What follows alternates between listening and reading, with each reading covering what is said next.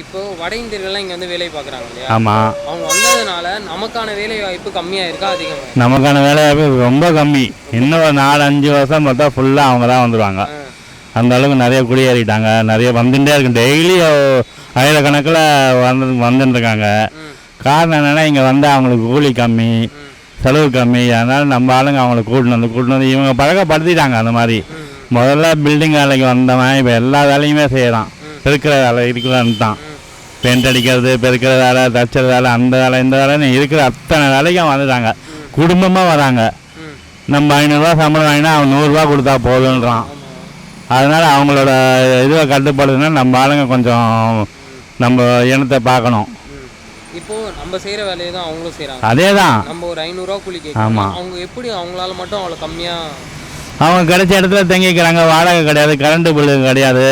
இருட்டில் கூட பரவாயில்ல, ரோட்டில் கூட பரவாயில்ல, படுத்துக்கிறேன்றாங்க. ரயில்வே ஸ்டேஷனில் படுத்துப்பான், பஸ் ஸ்டாண்டில் படுத்துப்பான். அதனால் அவங்களுக்கு அந்த பிரச்சனை இல்லை. நம்ம ஆளுங்க வாடகை கொடுக்கணும், கரண்ட்டு பில்லு, பசங்க படிக்கிறாங்க, அதுக்கு செலவு பண்ணணும். நமக்கு எவ்வளோ பிரச்சனை இருக்குது, அவனுக்கு எதுவும் இல்லை. அவன் அப்படியே எங்கே வேணால் இருக்கான். கொஞ்சம் வேலை முடிஞ்சது அடுத்த இடத்துக்கு போயிடுவான். ஒரே இடத்துல இருக்கிறது இல்லை. அது வேறு பார்க்கணும். அதுதான் சரி.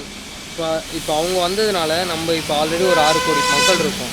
இப்போ அவங்க இங்கே வந்ததுனால இன்னும் மக்கள் ஜனத்தொகை அதிகமாகும் இல்லையா? ஆமாம். அப்போ நமக்கான இடம்ன்றது சுருங்க. ஆமாம். அது எப்படி இருக்கு?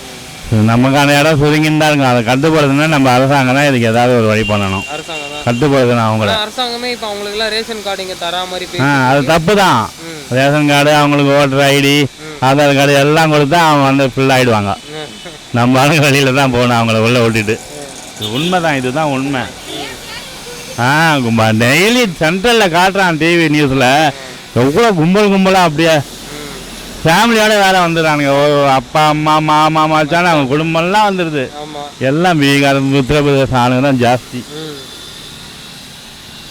அது நம்ம ஆளுங்க தான் கட்டுப்படுத்தணும்.